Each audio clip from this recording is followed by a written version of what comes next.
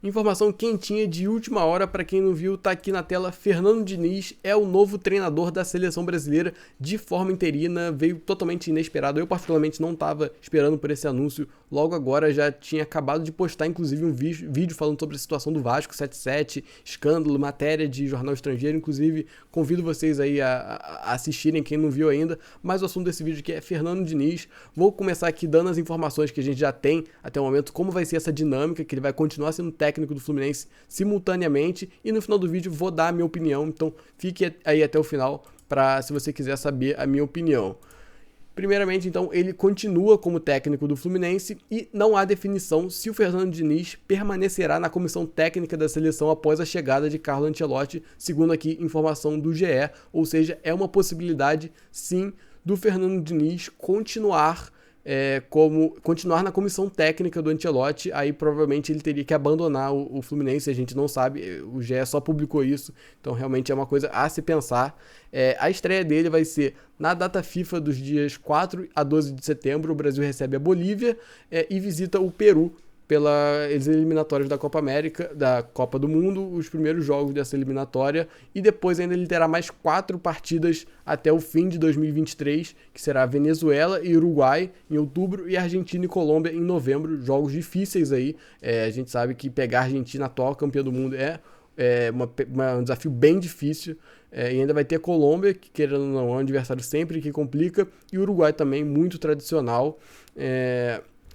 O contrato do Diniz é o seguinte, ele vai continuar com os 2 trabalhos e com a seleção brasileira o contrato é de 6 ou 1 ano, como foi divulgado, então não tem a definição ainda de quando o Carlo Ancelotti vai chegar. A CBF trata como certa a chegada dele ou em janeiro ou em julho do ano que vem. Eles não sabem ainda quando ele vai chegar, mas na minha opinião acho extremamente difícil ele chegar em janeiro, porque ele vai estar no meio da temporada europeia, não tem por que ele abandonar o Real Madrid, só se ele for demitido, mas eu acho que é um cenário bem difícil da gente imaginar, e ele chegaria então em julho, nas vésperas da Copa América. Ninguém ainda chegou a falar ou cogitar se ele vai realmente assumir já o time durante a Copa América, porque o Diniz vai fazer todo um trabalho aí de 1 ano com a seleção praticamente, e vai chegar nas vésperas da Copa América e vai abandonar a seleção para chegar o Carlo Ancelotti, que nunca treinou os caras, para jogar a Copa América, competição extremamente difícil. A gente lembra que a última Copa América foi o ponto de virada da Argentina. Se o Brasil ganha aquela Copa América, tudo seria diferente, então não tem como desprezar a Copa América.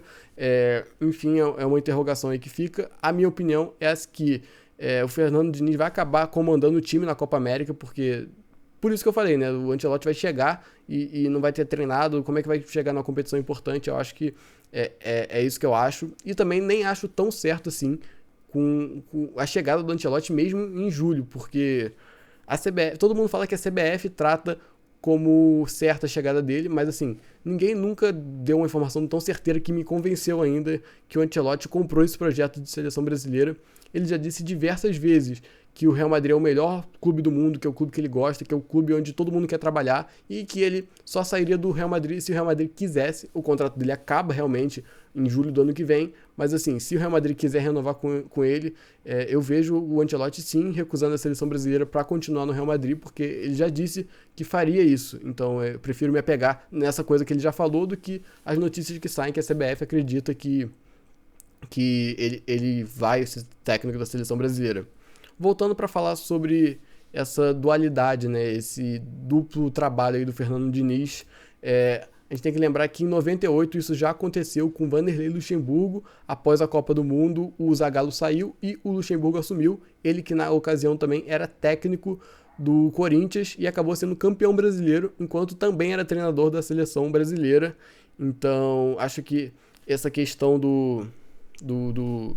desses 2 trabalhos pode gerar muita dúvida em relação principalmente à torcida do Fluminense, porque vai falar, o cara não tá 100% focado no Fluminense, não sei o quê, então uma sequência de derrotas futuras, coisa já não tá boa, mas vai que continua ruim, ele vai falar, já tá focado na seleção brasileira, não sei o quê. Acho que pode gerar dúvidas, mas como tem o exemplo aqui, claro, do Luxemburgo, já deu certo uma vez, na minha opinião. São válidas as críticas, mas assim, não é nenhum empecilho decisivo que dê certo ou não. Rapidinho, última coisa aqui sobre o Diniz, o lobby, que também pode gerar dúvidas. Saiu essa notícia no meio da Copa do Mundo do ano passado já, que os jogadores queriam o Diniz, Então, lobbies ali, principalmente do Ronaldo, que é um cara bem influente, ele não é jogador, mas ele é muito influente nos bastidores. Ele pediu o Diniz e também o Neymar e o Daniel Alves aprovaram esse nome e disseram que queriam trabalhar com ele na ocasião. O Daniel Alves não vai jogar mais, mas o Neymar tá aí, vai fazer parte do ciclo. Também Antony e Bruno Guimarães já jogaram com ele, e o Thiago Silva também aprovaram o nome, segundo essa notícia do UOL aí, de novembro do ano passado. Outros questionamentos: conflito de interesses com os outros times.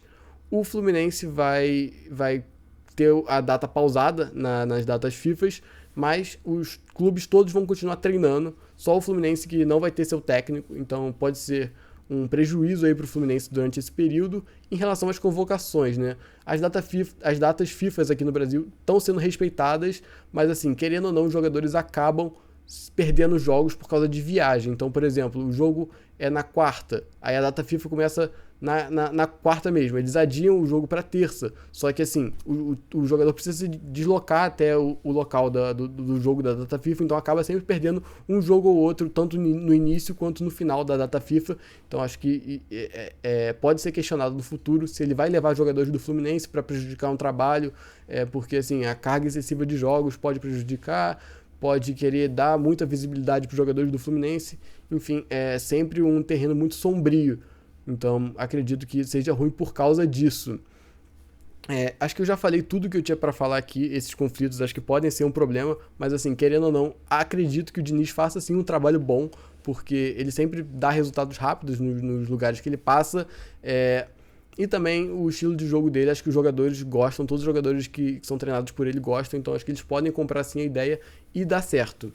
Porém, não seria o meu nome ideal. A minha opinião é que ele não é o cara mais pronto, não se provou tanto ainda para ter essa honra de treinar a seleção brasileira, mesmo que de forma interina. Eu traria um nome que, se fosse para ser interino, não seria o Diniz, seria dele, Rogério Ceni. Ele que na carreira é muito mais vitorioso, já se provou muito mais do que o Fernando Diniz. Ele já foi campeão por quase todos os times que ele passou, só não foi campeão no São Paulo, mas Flamengo e Fortaleza foram excelentes trabalhos. Enfim, acho que ele seria um cara bem mais preparado do que o Diniz na seleção brasileira de forma interina. Ele também é bem mais cascudo no mundo do futebol, então acho que isso ajudaria. Mas enfim, deixe aí a opinião de vocês nos comentários. Concordam comigo que o Diniz não é a melhor opção? Gostam dele ou não? Eu, como disse, gosto, mas acho que não seria a melhor opção. Mas é isso. Se você assistiu o vídeo até aqui também e não comentou ainda, vai lá comentar. E também não esquece de se inscrever no canal e deixar aquele like para dar uma moral. Tamo junto, valeu pela audiência, falou!